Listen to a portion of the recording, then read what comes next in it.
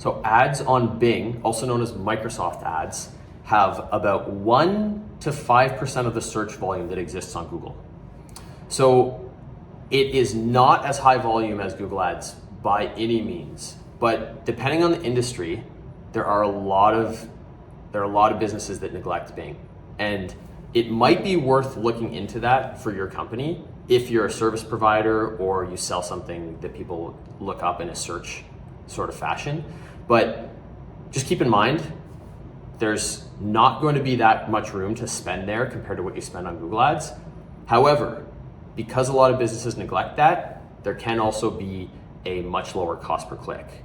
And again, part of scaling an account, part of scaling a business is not about just having one growth channel and just maximizing that forever. There's always a ceiling to how much you can squeeze out of one campaign type. So Bing can at least be another campaign type that you can test to try and get incremental value out of.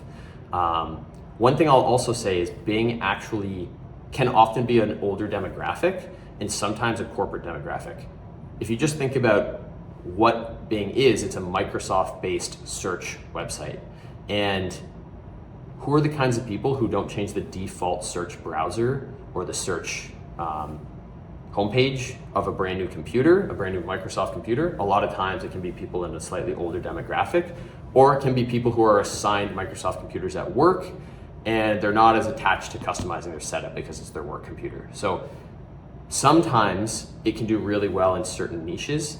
Again, I've seen it do really well for a couple investment and financial services companies and some industrial manufacturing companies that we've worked with in the past. So Bing is a small opportunity, but it's definitely not something to be overlooked if you're looking to scale marketing and squeeze the most value out of every different channel that you can.